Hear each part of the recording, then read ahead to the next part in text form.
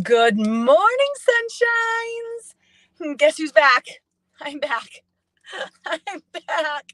We're going to talk about traveling with toddlers today. It's a real conversation. Some people it's just going to be my opinion. So you can cue in your opinion about traveling with toddlers below.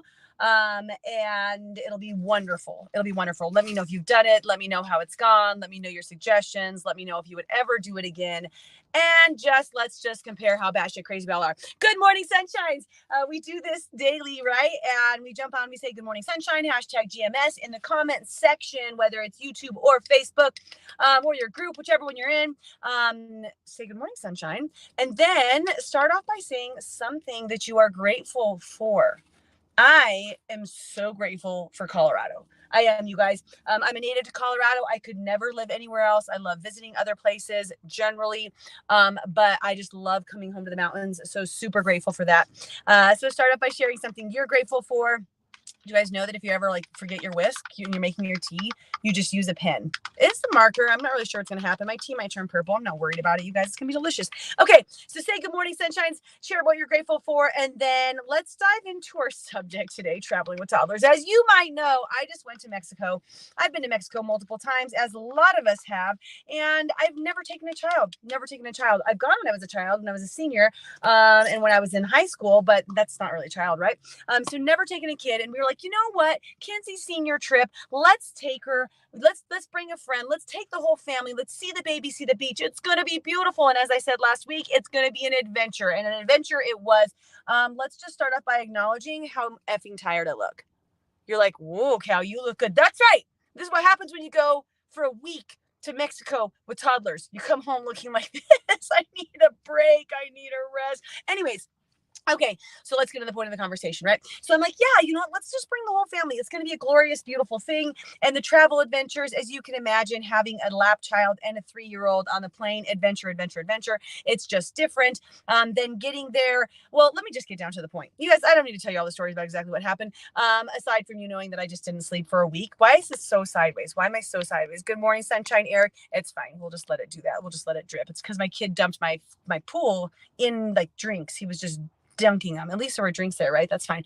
Okay, so toddlers traveling doesn't have to be Mexico in general. Okay, so a lot of us, right? We're like, you know what? I want to wait until I travel a while and then I'm going to have kids. Have you guys heard this? Have you said this? Has this been you? I've heard it a ton.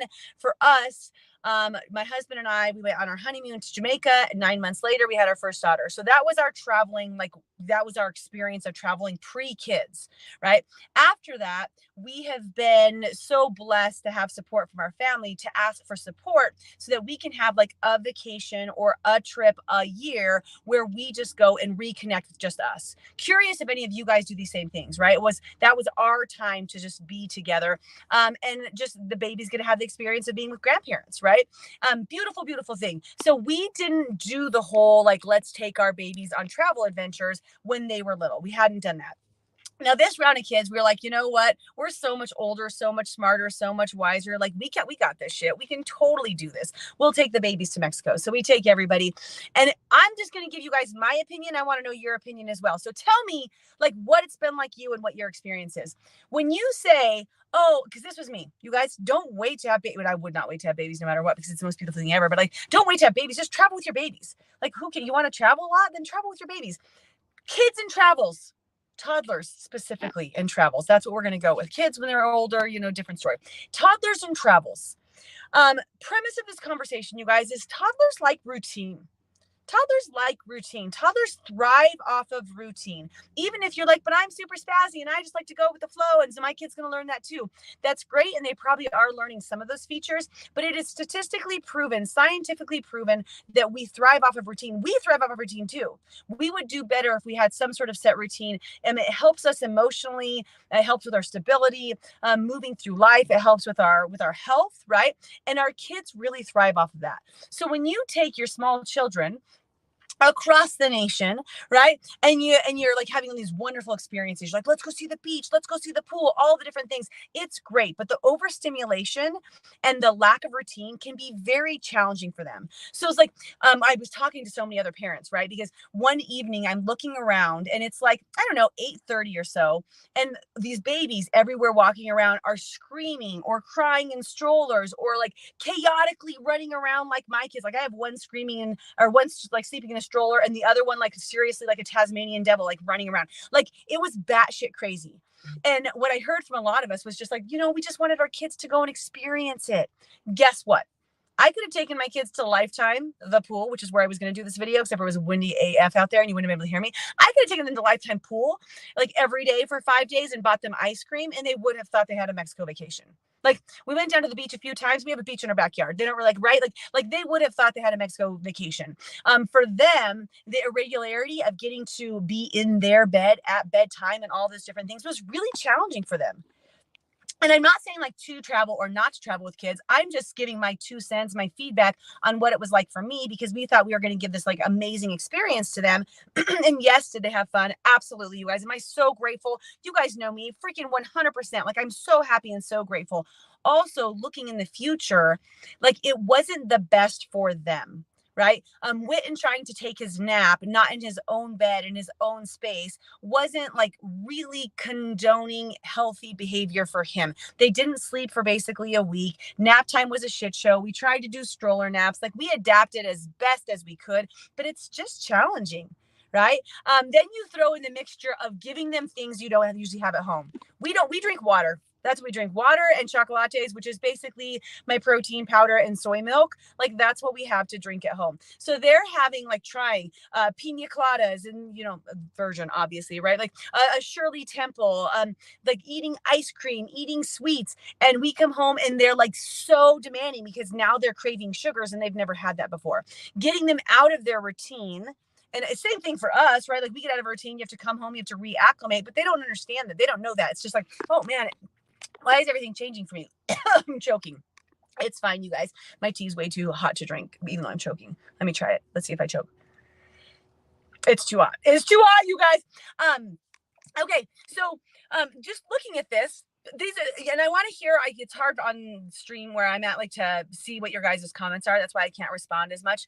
But I can go back in afterwards and look at the direct Facebook and YouTube. So, when you think about bringing your babies on trips, I want you to just think about a couple different things. Like one, what's the alternative? What else could you do? Could anybody else support you and they could be at home in their routine and you could do a vacation to Waterworld for a day, because they might appreciate that just as much, if not more, than being taken away, right? And that may or may not be an option for you. It wasn't an option for us. We don't have somebody to watch the kids. Like that's not, they don't take our kids, the 2 little ones. It's just not an option anymore. So maybe eventually it will be, right? If I find the right person. But right now, like, is that an option for you? And if so, consider it.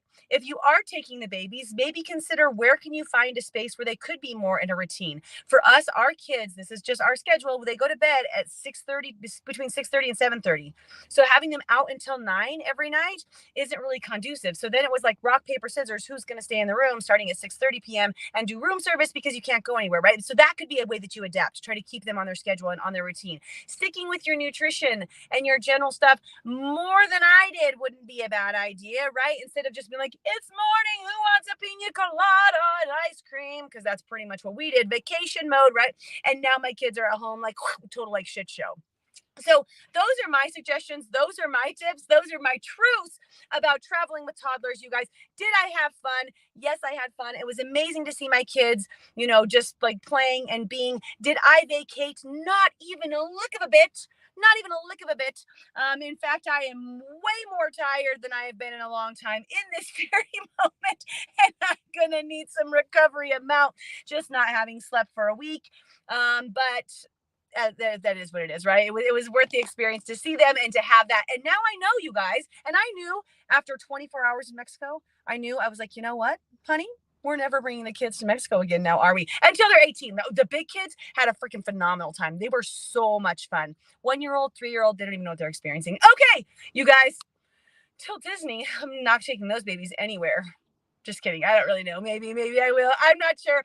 What are your opinions? What are your viewpoints on this subject? I would love to hear. What suggestions do you have for other parents? Are you a professional traveler? Have you taken your babies to Europe? Are you? Oh, you know what? Here's what I really would do. If you had a nanny, if you could bring someone with you to watch the babies and keep them on their schedule, if you paid somebody to come with you, hell yes, then I would do it, because then you could keep to their schedule as much as possible, right? And you could have your time as well as time with them. That'd be like the sweet spot answer. Well, ignore the rest of the conversation. Just do the last one. Okay, you guys, let me know your suggestions, comments. Good to be back. Love you guys so much. Don't worry, I'll have more energy tomorrow. Sorry about my low energy today. It's ridiculous, right? Light and love from my parking lot to yours. Have a beautiful day, guys. Bye.